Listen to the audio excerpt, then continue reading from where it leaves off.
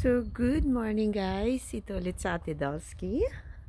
Spring is coming dito sa Europa. Ayan, magandang weather. Kaya lang, malamig ang simoy ng hangin. Kagabi, nag-negative degrees po kami. At medyo nag-snow po siya ng saglit. Ayan si Dexter. Tutuwa siya. Nakalabas na naman po siya. So, update ko lang kayo dito sa garden. Ayan. Nagsilabasan na naman po sila. Yung mga tulips ko, ayan. Sumibol na rin po sila. Ito yung tulips na last year. Tinanim ko yung bulbs dyan sa my border. Yung daffodils, nag-end season na po siya. Marami po akong tanim neto doon sa may likuran.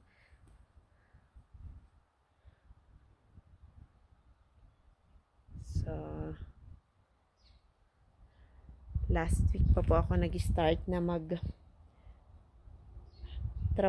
mag-garden dito sa garden. Naglagay na rin po ako ng mga ng mga pataba, fertilizer. So, ayan ang ganda. Mga hyacinth. Ganda ng kulay. Meron pa ako dito dark pink. Ito. Ito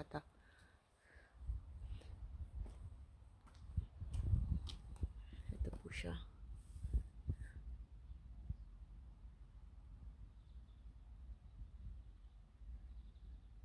At nagtanim na rin po ako ng pansy. Kaya lang, ito yung kulay niya. Dito sa my border. Ayan. Kaya lang kinakain po sila ng slugs. Kaya araw-araw ko po itong tinitignan. Ayan no. Hindi siya makaahon kasi nga pag mga ganitong weather, yung umulan tapos iinit, ayan, marami po talagang slugs na nagsisilabasan. So pakita ko rin yung ano ko dito sa may harapan, yung magnolia. Ayan yung magnolia. Ang bango-bango dito pag nadaan ka. Ayan po siya. Hindi pa po siya bumuka lahat. Pero ang dami po niya ngayong bulaklak.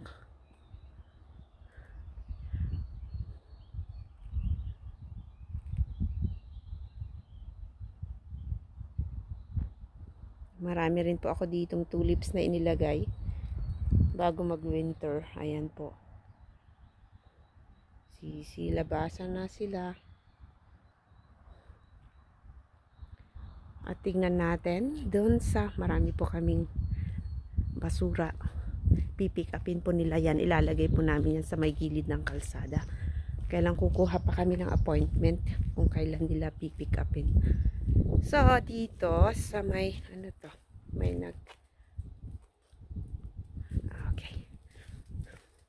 dito naman sa may likuran, ayan yung mga daffodils. Wala na, nag-end season na yung mga bulaklak niya.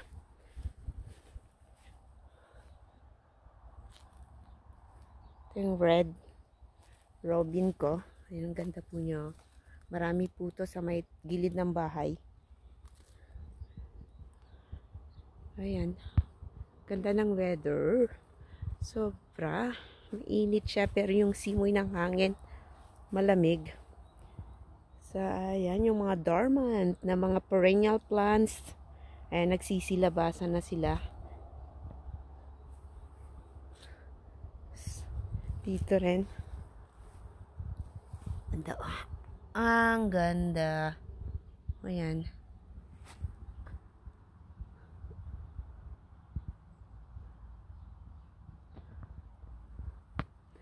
So dito tayo.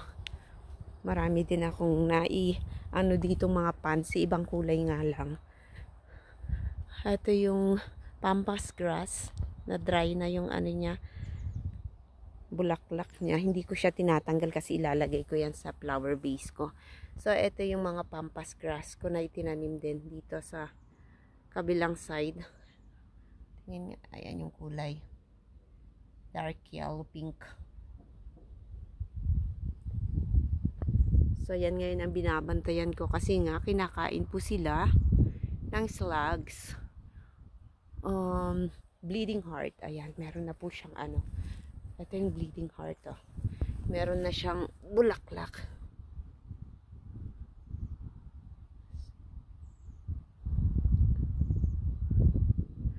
So, yung mga label nagsikalat na kasi nga hindi ko po tinatanggal yung label pag may ano, meron akong itinatanim na bagong halaman para alam ko kung anong klaseng halaman yon. So, meron din po ako din, yung asawa ko may itinanim last year na banana. Tinignan ko siya nung last week ata, nabuhay po siya. May sumisibol na pong ano niya, dahon. So, ayan lamang po yung updates dito sa garden sa may kilid. Papakita ko sandali. Papakita ko dito sa may kilid.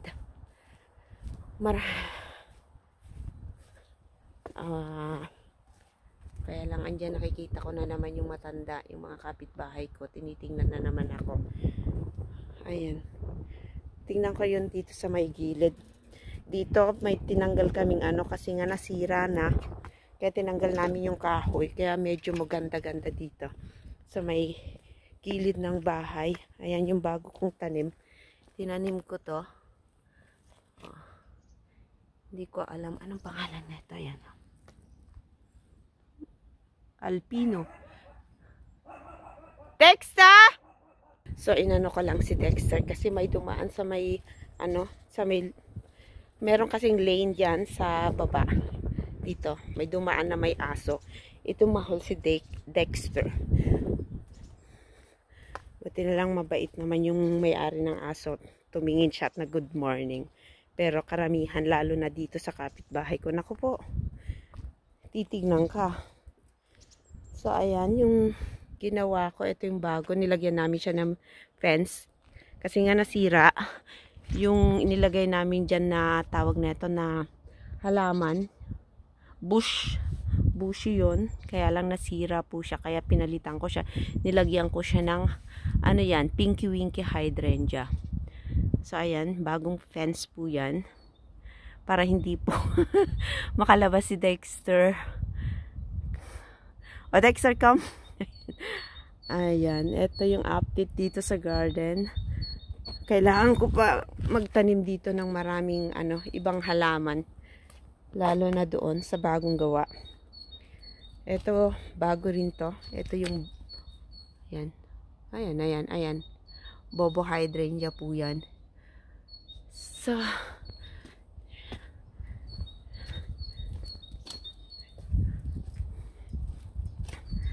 ayan yung update sa kabilang side at dun sa harapan.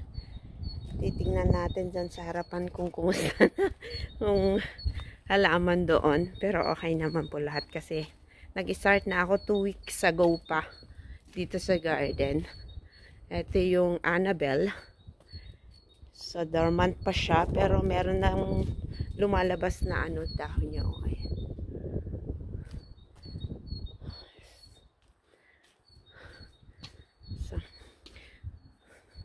So, ayan, tulips.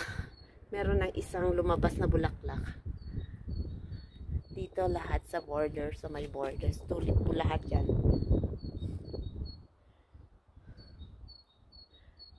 So, ayan lamang po. Huwag na dun sa harapan ko ng videohan kasi andun yung matanda. So, ayan lamang po at maraming salamat. Mag-ingat po tayong lahat. Bye-bye po. Ay, punta ako doon, maganda yung may nakita ako magandang ano na nga ulit tong pangalan nito. Ito. Kalimutan ko na kung anong klaseng halaman to. Ayan na. Kaya lang once a year lang po to siya. Namumulaklak pag spring. Ay, ganda po niya. So, ayan. Ito yung dilaw. Tanim pa yan ng ko nun. Mother-in-law ko. So, ayan lamang po. At maraming salamat sa lahat po ng sumusuporta kay Ate Dolsky. Paalam na ulit ako. Bye-bye po. Ano, diba? Oh. Ayan. Hmm.